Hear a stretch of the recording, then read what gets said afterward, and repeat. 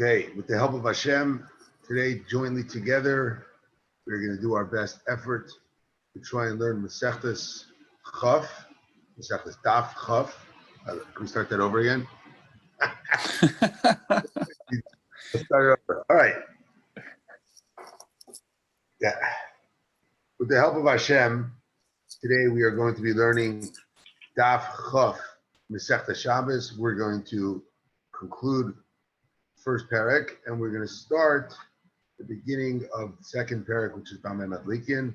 We want to dedicate today's shiur to the complete recovery of Refuah Shalema Kreva of Avraham Meir ben Rivka, that he should have a speedy Refuah Shalema from all that ails him, and God willing, soon he will be back teaching this shiur, and we can go back to normal life.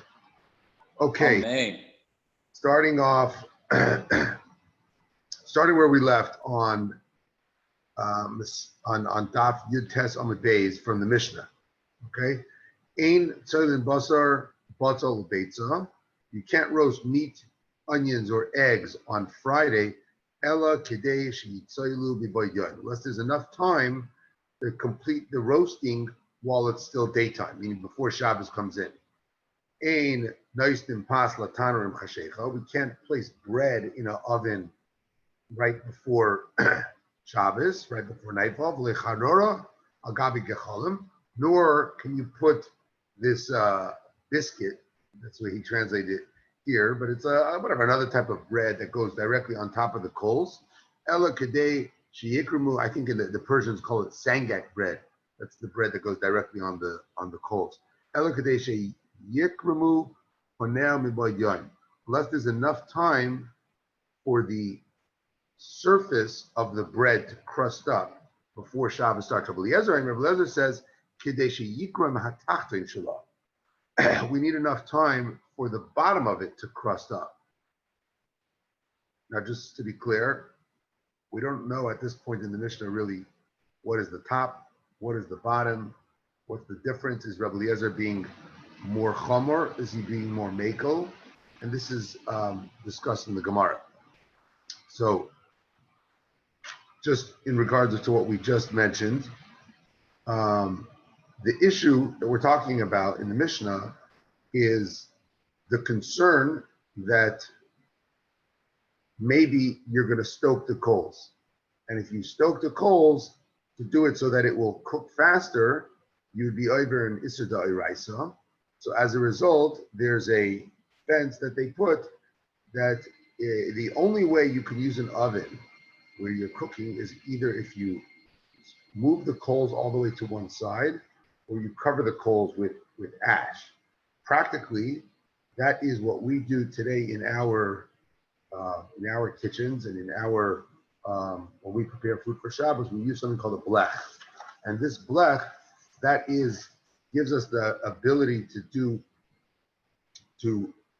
put food on the stove before Shabbos, and you're not worried that you're going to mess around with the fire.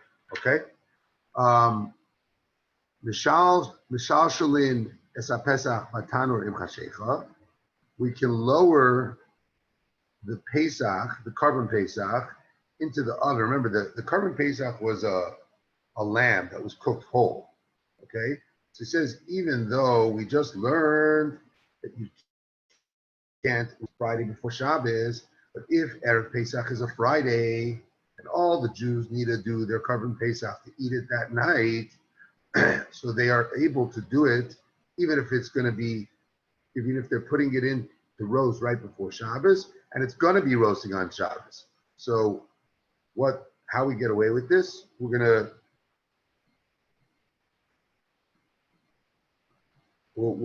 discuss it to understand, because seemingly this is a contradiction of what we just learned.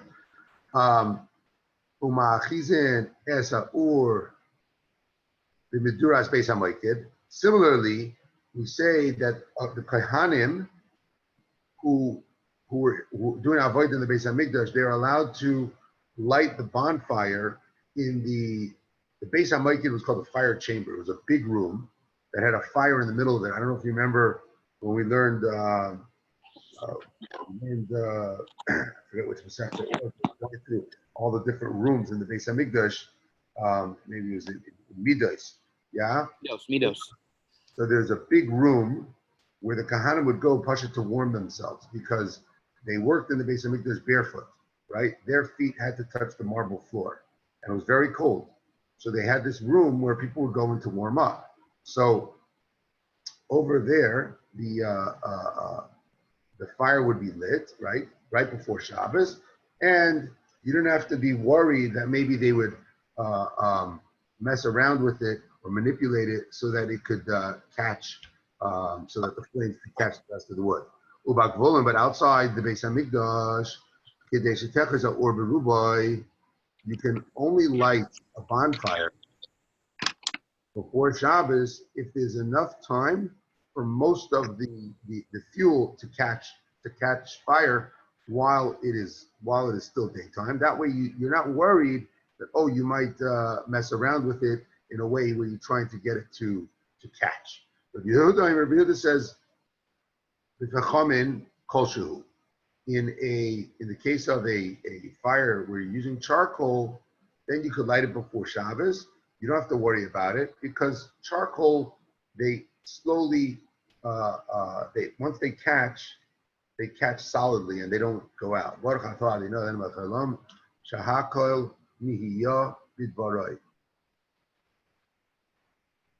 Amen. Thank you. Amen. A triple shot right here. Okay. Zog the Heilige Gemara.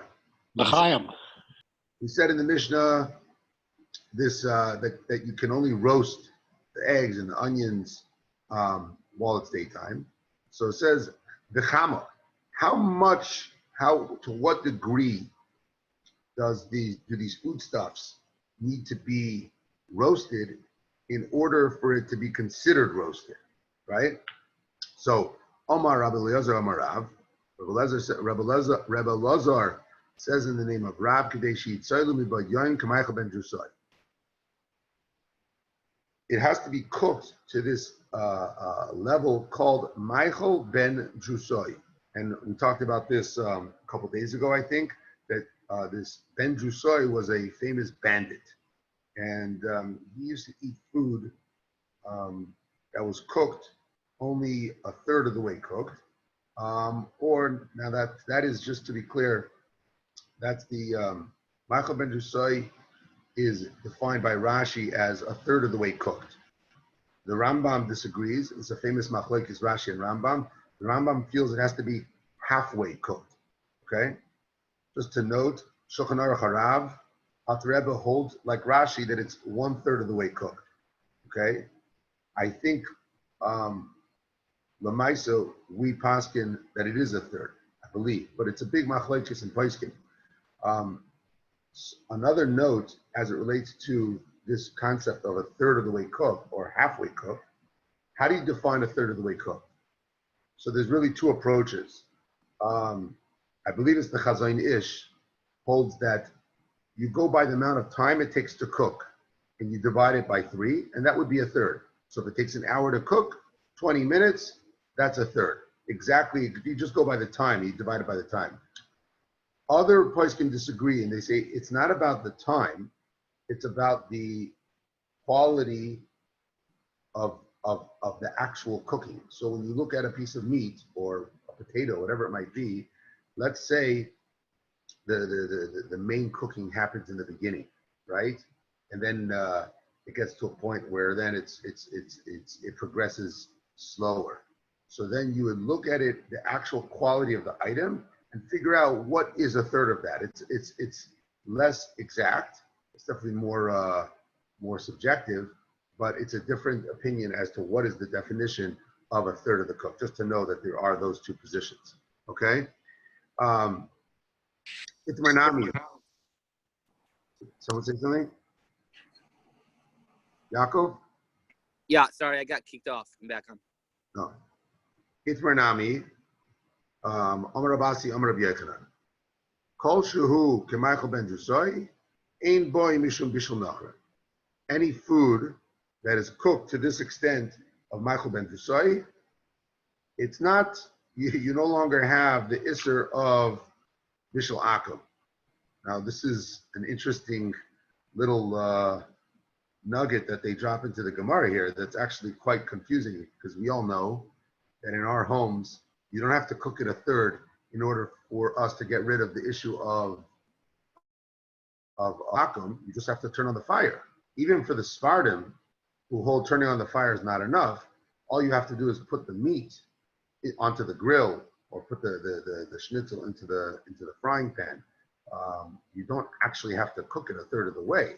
So it's a little confusing as to what Rav Asi Amar Rav Yochanan is saying here. It's just like, so I was listening to a class and he explained that what Rav Asi's talking about is when there's a food that was, let's say, cooked. Let's say you cooked a food a little bit, and then a non-Jew took that food and then went to his house, to his kitchen, and he continued cooking it. So now he's taking that food fresh and cooking it. That's where this idea of it being cooked a third comes into play.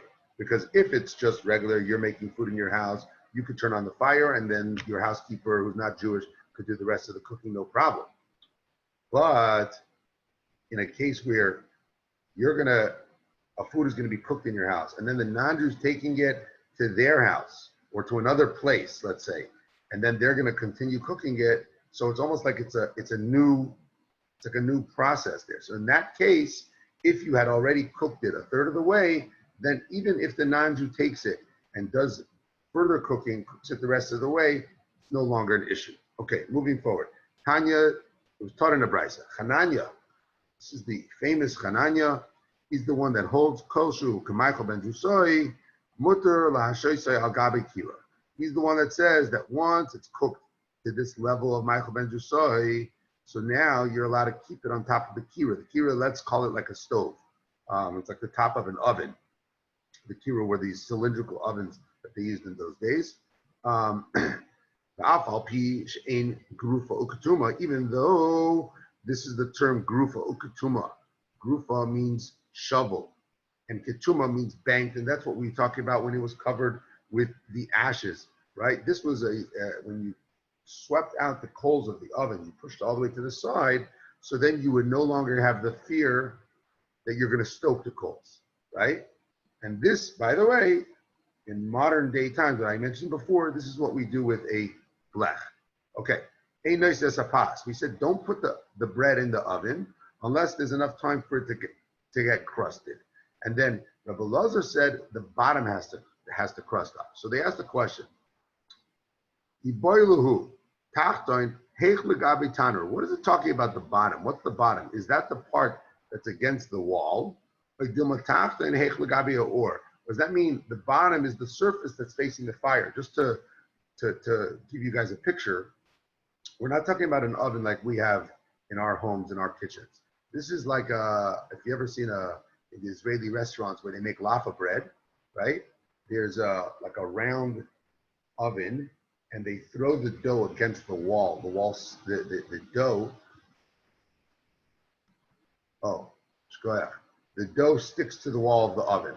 That's amazing. So you see the fire's on the bottom, and the actual bread is above it, stuck to the wall. So now the question is, when you say the bottom, what is he referring to as the bottom? Is the bottom the part that's against the wall, which is actually the top of the oven, or is the bottom the top of the bread, which is more exposed to the fire? That's the question, right? So Tashma, Rabbi Eliezer Omer, Kedei Sheyirkamu Onea Hamdu Bakim. There must be enough time for its surface to crust. So what are we answering here? He says that it's talking about he says it's surface that's pasted against the oven. That's what we need enough time to crust. So it's clearly when he says tachta in the bottom, he's referring to the part of the bread that is stuck against the walls of the oven, even though it's above the fire. Okay, so now whether this opinion of Rebbe Eliezer, okay, is a astringency, or is it what do you call it? A machlokes Rashi and Tosfos, whether it's astringency or whether it's a kula, right? So Rashi holds. Oh, so Rashi holds. Sorry, the Ami must curse as well.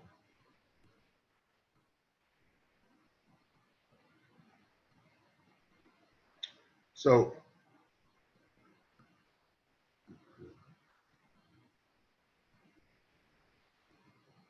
okay, I'm not clear who says what, but either way, there's a machlokes whether the outer part of the bread crust first, the bottom part of the bread crust first. And I heard yesterday that there's some opinions that say it really varies based on the oven, based on the bread. Sometimes the outside cooks first, sometimes the bottom cooks first. All right, let's move forward. We may lower the Pesach, the carbon Pesach, right before nightfall. My timeout, what's the reason? Even though we just said that you cannot roast meat before Pesach. So the answer is Mishum Debnei Chabura Zrizinheim. Because you're members of the group, and the group is, they're Zoras. So the idea is that, you know, when you brought a carbon Pesach, you put together a group of people. I don't know who Dove's iPhone is, but this group of people, because you're all doing it together, you're not worried that someone's going to stoke the coals because you're all reminding each other. So I'm reminding you, you're reminding me, and therefore we don't have this concern of stoking the coals, and therefore it's not a problem to put up to roast the carbon Pesach right before Shabbos. Side note, you could probably extrapolate from this that let's say you were doing your carbon Pesach by yourself. If you were doing it by yourself, could be you would not be able to do this because the whole reason why it's mutter is because you're in a group and the group reminds each other. Halav ha'iloi. So was it not for this reason, right? That that you're a group and you're zrizim, right? So then you wouldn't be allowed to. So therefore, v'amar mar. So therefore, God ya bein shrik bein lo shrik shaper dummy. We learned before. I don't know if you guys remember 2 days ago, we were talking about the case with the ovens and the oven being sealed versus not sealed, the opening the oven, letting the draft in. What did we learn? We learned that the meat of a goat, you know, of a small animal, which we would say would be the same thing with the carbon Pesach, that it's a delicate type of meat. So because it's a delicate meat, you're not worried that you're going to open the oven and stoke the coals because it will ruin the quality of the meat that you're cooking. So why do we even need this whole kula? I'm sorry, not this kula. Why do we need this reason, yeah, of bnei chabura's reason? Why can't you just say, hey, it's lamb, which is the same as what we learned previously, that it's a delicate meat. So you're not even concerned about stoking it. That's the question. So, and for the Gemara Hassan over there, where we said that the gadya is not going to get ruined by opening up the oven. So mintach, it's talking about a case where you had little lamb chops. You know what I mean? Or you're cooking the lamb or the goat in small pieces. Over here, loy minta. Over here, when you're dealing with carbon Pesach, as you guys know, you're roasting it whole. So when you have a whole lamb that you're roasting on a spit, it's a much more difficult piece of meat to cook, and therefore you are afraid that they would stoke the coals, and therefore the only reason why it's allowed is because it's a bnei chabura that are zrizim. Okay. Moving forward, the next ruling in the Mishnah, we said ma'achizin es ha'ur, that you could light the fire in the Beis HaMikdash, right? So minahani mili, where does this know? Where do we know this from? Now, tangentially, minahani mili is usually used when you're trying to source something biblically. The fact that you're not allowed to light the fire you're not allowed to light a fire before Shabbos. If you're allowed to, if you're not allowed to, L'chol adayis, we're not talking about an Issa Dairaisi. You're talking about doing something on Friday, which is the Issa Durabanan. So the commentators point out that it's a kind of a strange lashon, but whatever it is, it says, Menahani Mili, Amar Rav Huna. Rav Huna says, Lo Yisavaru Eish B'chomosh V'Seichem. It says in the pasuk that Lo Yisavaru Eish B'chomosh V'Seichem in all your dwellings, B'chomosh V'Seichem Yatam Mavir. You're not allowed to light it in your dwellings, Avatam Mavir, in Midrash Beis HaMoikid. But in the fire chamber, you are allowed to. So ask the Lord because they asked, if so, afilu Shabbos nami. So if so, that there's no isser of light. The only isser of havara applies only in your homes, in your dwellings, but not in the Beis HaMikdash. So if so, let them light the fire in the Beis HaMikdash on Shabbos. And no one's saying that you could do that. They were saying that you're allowed to light it Erev Shabbos on Friday. The Elam Reb Chizda. So Reb Chizda says, no, this is not Pshat. Kra Iyasa Lemishrei. When this pasuk that Reb Huna brought down, that has to do the Mishrei Evarim Upradim Hudasa. That's coming to allow you to burn the Evarim, the limbs and the fats on the actual Mizbeach, right? It has nothing to do with the fire chamber. The reason why you're allowed to light the fire in the Beis HaMikdash, even though it's not part of the service of that went on in the Beis HaMikdash, but that was allowed because Kohanim are considered Zrizim. And one of the things that I heard was that, we know there's a general rule of Ein Shvus B'Mikdash, right? So there was no Isurei D'Rabbanan that apply in the Beis HaMikdash, right? There was no Muksa in the Beis HaMikdash, et cetera, et cetera. So the reason for that is not just because it doesn't apply in the Beis HaMikdash. It's actually because of this, because Kohanim are considered Zrizim. Because Kohanim are Zrizim, so they didn't need to establish Isurei D'Rabbanan in the Beis HaMikdash. Now, so you could ask, so what about Kohanim that are not considered Zrizim? I don't know. Sorry, Ian. Take it easy, Danny. Exactly. So I was actually thinking about that, and I would say maybe you could say that even if there is a select Kohen that's not Zariz, but they're operating maybe in you still have the watch. B'nei Chabura. Sorry? B'nei Chabura. Correct. So you have other Kohanim that are in the same the same watch, right? So maybe they're going to make sure that the guy that's got to do the fire in the Beis HaMikdash, that he's one of the ones that is from the Zrizim. Okay. One second. Where are we up to? Sorry, I lost my place. Okay. Kind of Zrizim. Moving forward. Ubagbulin Kadesha Techles. Yeah, so outside of the Beis HaMikdash, we said that if you were lighting a bonfire, you needed enough time for it to catch before Shabbos comes in. My Ruban, what does it mean by most of it needs to catch? Amarav, Roiv Kol Echad Ve'echad means that most of every single piece of wood that you have in that pile needs to catch fire. Shmuel Amar, Shmuel says, Kedei Shaloi, each piece has to mostly be caught. Shmuel Amar, Kedei Shaloi Yomru, Have Eitim, V'naniya Tachteim. You have to do enough of it, right? Where you won't have to say, bring me more of the wood that I could place under it to get it to catch.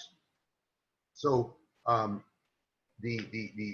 Machlokes Rav or Shmuel here, it seems that the Pashut understanding is, first of all, Shmuel is being more makel, right? So you just need to light a good amount of it that it's going to now continue catching on its own. Whereas Rav says that it really means that each piece that's in that pile of wood or fuel, whatever it is that you're burning, most of it has to be caught before Shabbos. So Tanach Rav Chia l'sayuyish l'shmuel.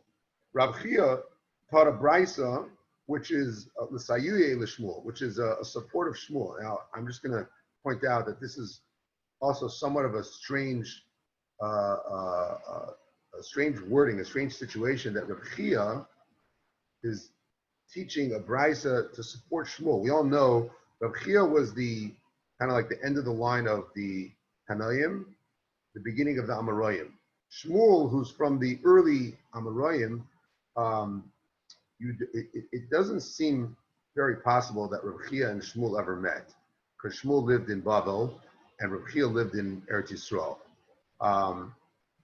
But be that what it may, it seems that Reb Chia actually knew the opinion of Shmuel. Maybe he was old and he was young, and therefore he taught this brisa in support of Shmuel. Kadeshetei shall heves oila me'eleha. It must be lit so that the flame could rise on its own.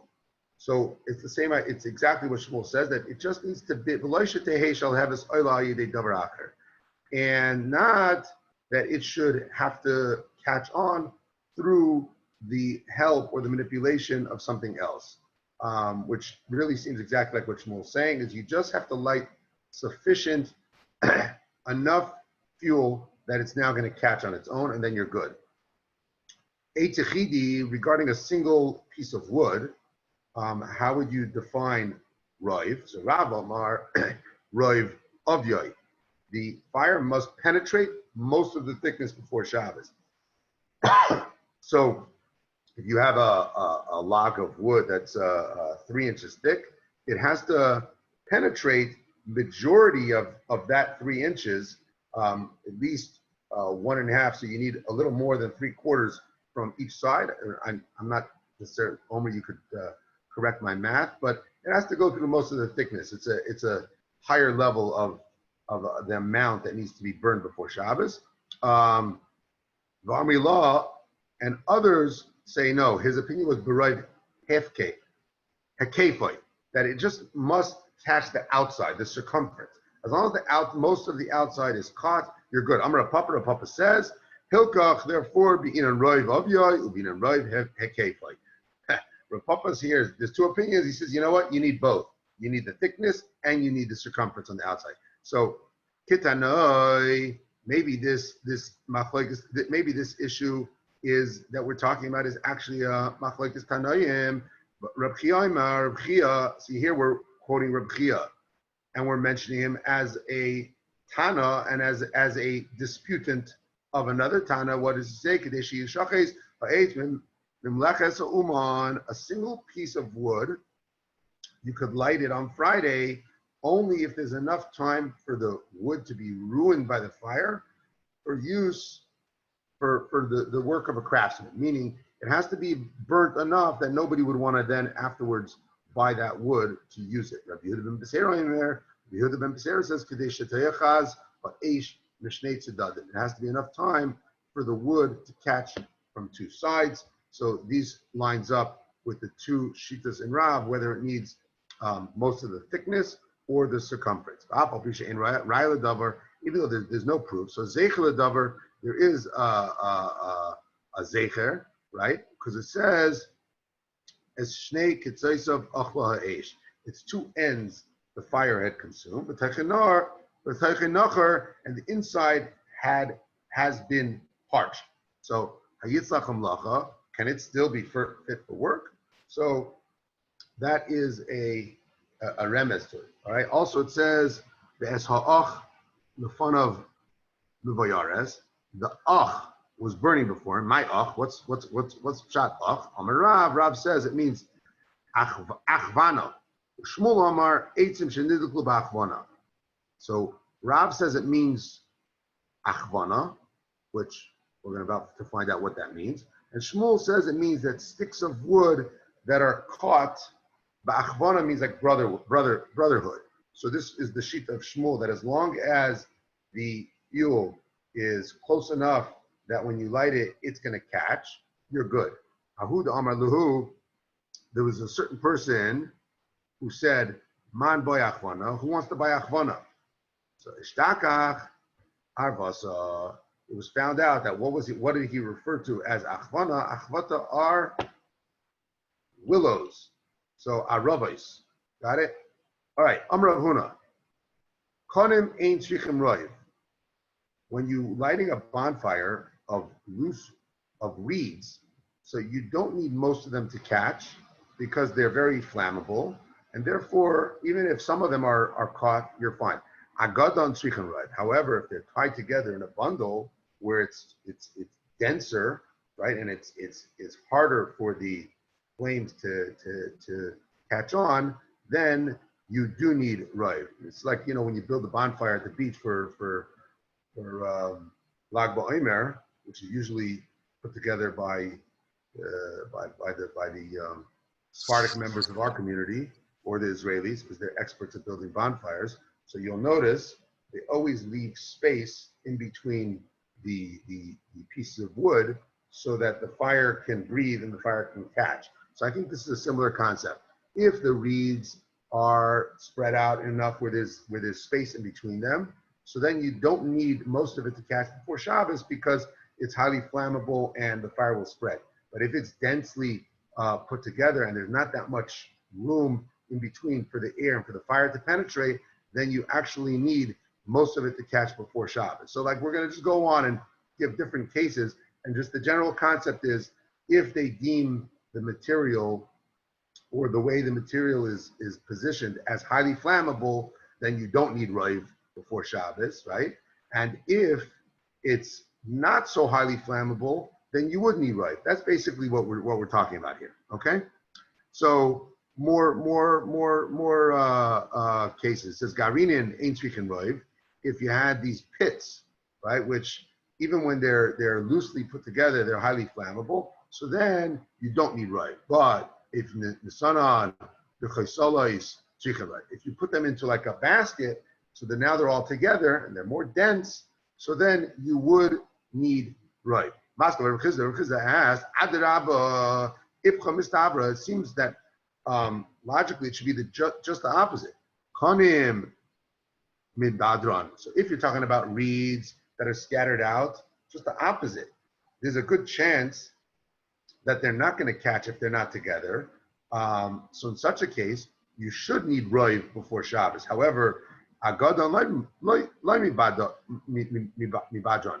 If they're tied together, now you know that the wind is not going to blow them apart. So now you don't need roiv. You just need enough to be lit, and the rest of it will catch. Garinin mibadon. Similarly with the pits, if they're just scattered and they're not all densely packed together, so then you should need roiv, because if not, there's a good chance that the fire will start to go out, and you'll have to manipulate it in order to keep it going, and you will be over on Shabbos. Whereas the sanan the chaysolos lami badron, if it's placed in the baskets and it's all together, then there's a much bigger chance that it will catch, and therefore you do not need roiv to be burned before Shabbos. Imanami, turning to the chaf amid beis, Amar Kahana, konim she'agadon tzrichim roiv. If reeds are tied together, then you do require roiv. Lo agadon ain't tzrichim roiv. But if they're not tied together, you do not. So that seems like the first opinion that we learned, not like Rav Chisda. However, regarding the pits, garinin tzrichim roiv. The loose pits, you do need roiv, and the chaysolos ain't tzrichim roiv. But if they're in the basket, then you don't. So Rav Kahana takes the two opinions. He holds kind of like that with reeds. He holds that if they're tied together, then you do need roiv. So not like Rav Chisda. But then with the pits, he seems to hold like Rav Chisda. Okay, Tani Rabbi Yosef. Rabbi Yosef taught a brisa that says Arba Midurais Ein Tzrichim Roiv. There's 4 types of bonfires that don't require roiv, meaning it doesn't require roiv because these are fires that are made with fuel that is very flammable. So it's a shel zephes, a shel gofris, a shel gavina, a shel ravav. It's a bonfire that's made of pitch, of sulfur, of cheese, or of grease. Now, I don't know what it means by a cheese bonfire, and sure enough, the Rif changes the word from gavina to kira. He says wax. So these are the 4 that are very flammable, so it doesn't require roiv before Shabbos. Tana, we learned in the Brisa, af shel kash v'shel gavava. So too, if you had a fire that was fueled by straw or by stubble, it does not require roiv because it's very flammable. Also, Danny, I think also pitch means tar. When it's a bonfire of pitch and sulfur. Yeah, well, it says here that it says wood that was soaked with pitch. So the point is that you had wood that was coated in this flammable tar, pitch, whatever it is. Any of these things are very flammable. We know grease obviously is very flammable, and that would not require roiv before Shabbos. The masnisa tana af shel kash v'shel gavava.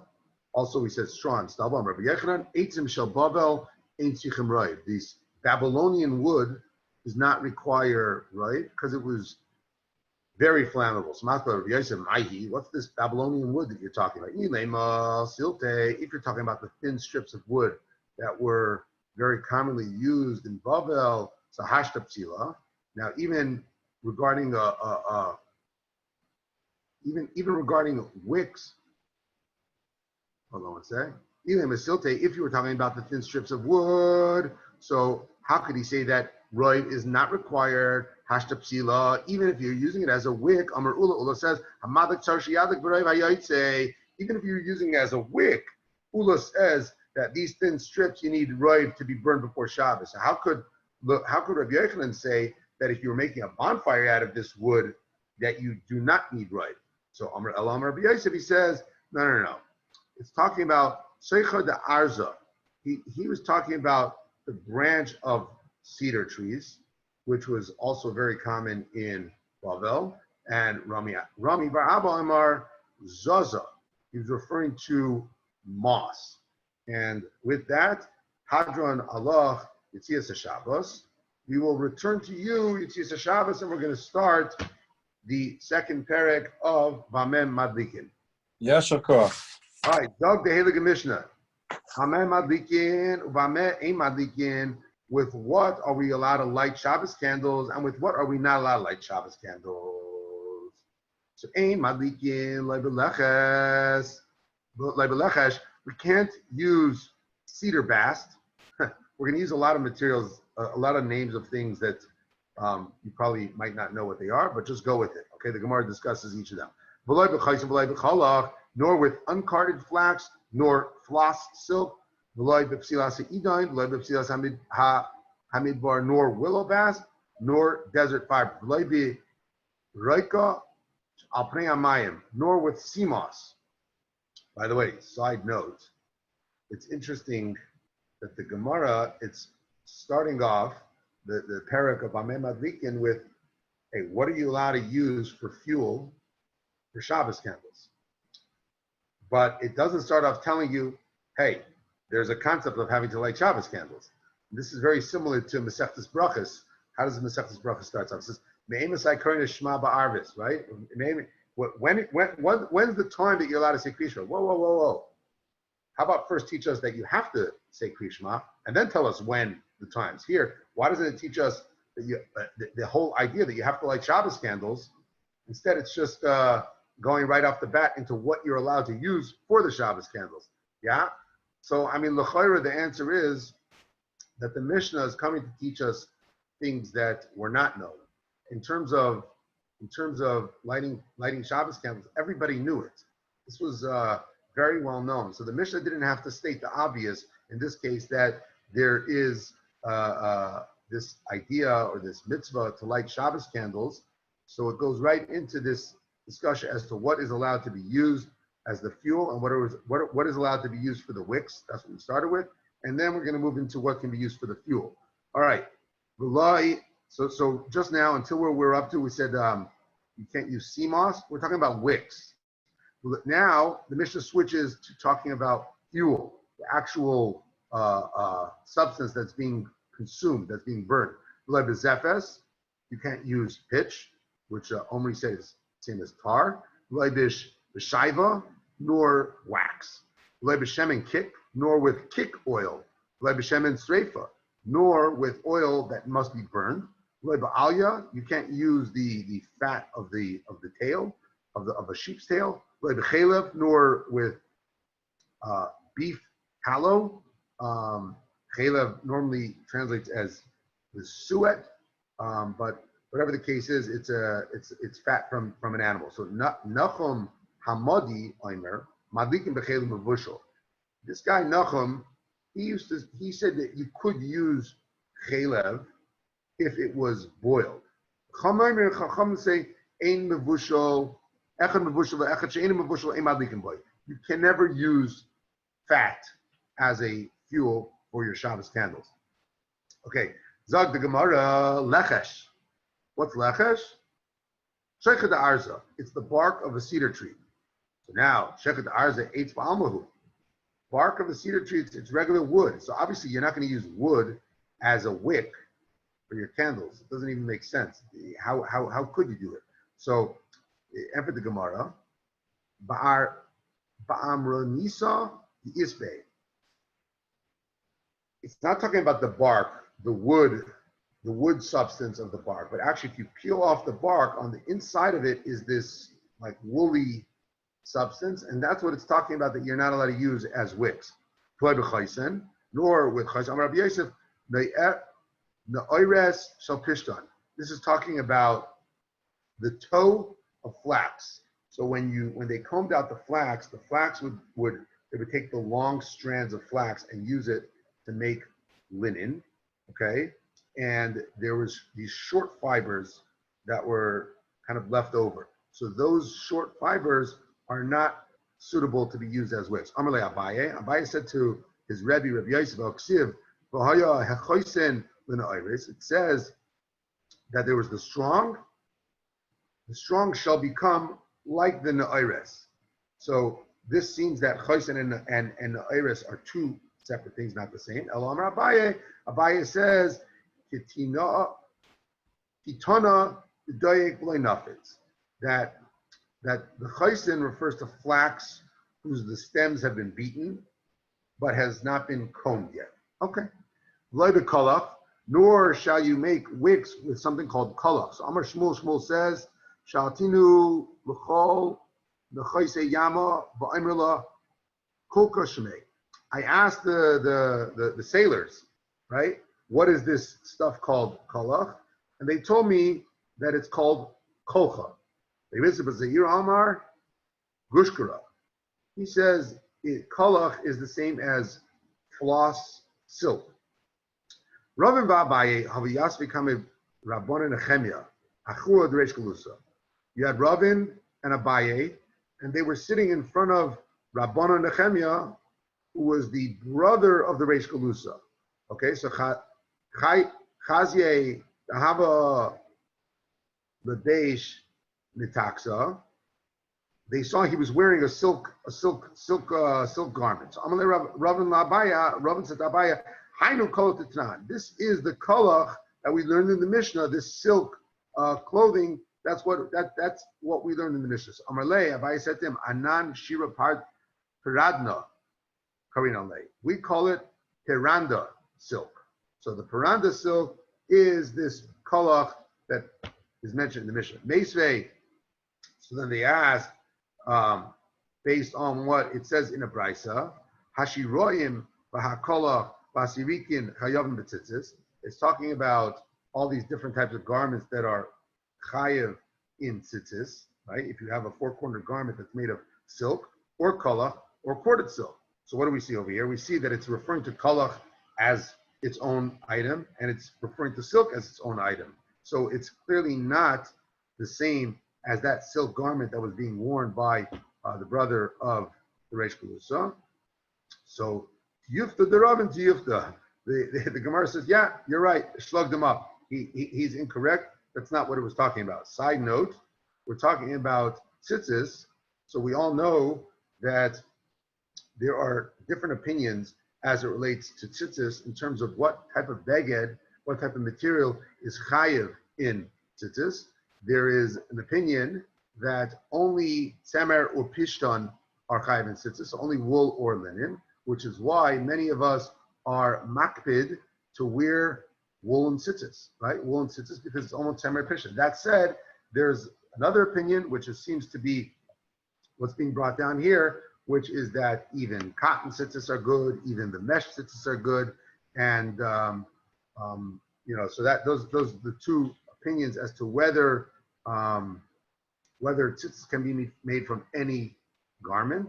According to the ones that say it's only tzemer pishtan. So if you have cotton tzitzis, you put tzitzis on as derabanan, but it's not the dairaisa. Okay, so you should all try to wear wool tzitzis. Meisvei, hashiroim, I'm sorry, iboy seima. If you want, even after we just said tiyufta deravin, the Gemara says if you want iboy seima shira l'chut, shira pardana l'chut.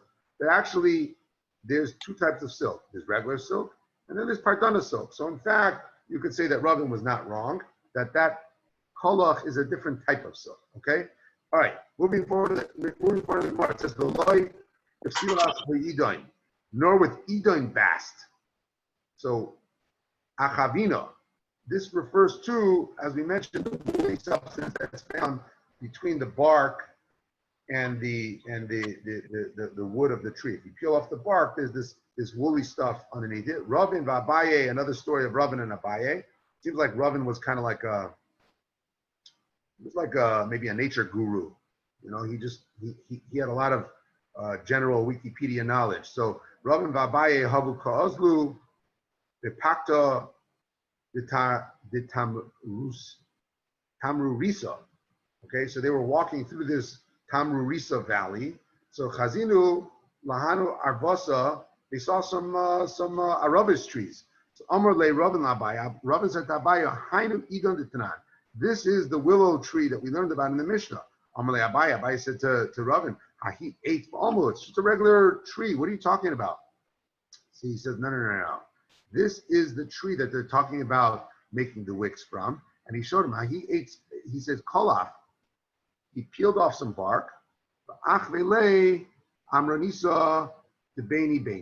showed Abaye that there's this woolly substance underneath the bark, and that is what the Mishnah was saying you cannot use as wicks. Okay, moving forward. It says you can't use something called desert fiber. So it says chavra. This is nettle, which is some sort of tall grass. Nor with this green stuff that's on the water. So mahi, what is this talking about? Ilema ukamta decharise. If you want to say that it's basically algae, the green stuff that you find on the surface of the water. So that can't be. It says iparke. That stuff crumbles up. There's no way that you could even think that you could use it as a wicks. Elamar Rav Papa says, "Ukamta de arbra." It's referring to this green stuff that grows on the hull of a boat, which is what we refer to as moss. Okay, Tanach. Haisifu alein shel tzemer v'shel seir. They added to the list of that the Mishnah gave of substances you cannot make wicks out of. They added wicks made of wool and wicks made of hair. The Tana Didan and our Tana, why did he not include those two substances? Tzemer, mikvats, kavet, because wool, when you light it, it curls up. And seyar, icharuche, icharach, hair burns immediately. So these two substances he didn't feel were even practical to even have to mention that they can't be used for wicks. The Mishnah continued, now was talking about the fuels that you can't use for your Shabbos candle. It says, not with zephes and not with shiva. So zephes, zipsa shiva, kirutza. Zephes is pitch, which we've mentioned a few times already today, and shiva is wax. Tana adkan sol pasilas. Until here in the Mishnah, it was talking about what you cannot use for wigs. It's talking about what you cannot use as a shemen, as a fuel. So, right, the Gemara Pshita. obviously, you cannot use pitch and wax. Obviously, it's telling us that these are the fuels that you can't use. So what's the point of what what they're saying right now? So shaiva itchachale. The key is not to tell you so much zephes as much as shaiva, which is ma'odatem. You might say lepsilas nami lechazia, that wax, right? Which we know it's not even suitable to use wax as a wick, but you could use it as a fuel. Kamash malan. So it teaches us that it's only this. It's only, you might say that it could not be used when it's wrapped around wicks, right? Because so it's teaching us that no, the wax that it's answering, that it's saying you can't use, it's only as a fuel. But if you want to use it as a wick, then you're fine. Omar Rami Bar Ovin Itrina Soila de Zifsa Itran, I don't know how to pronounce it, is a residue of pitch. Shaiva, Sulta, Duvsha. And wax is a residue of honey. We call it beeswax, right? But actually, it comes from the honeycombs of a beehive. Okay, turning the page to Chaf Aleph, Amid Aleph, Lemai Nafkamina. What's the difference here in regards to halacha? Lemekach umimkar, regarding buying and selling. So he says here, for commercial purposes, the term wax refers to the residue of honey, i.e. honeycombs for which the honey has been extracted.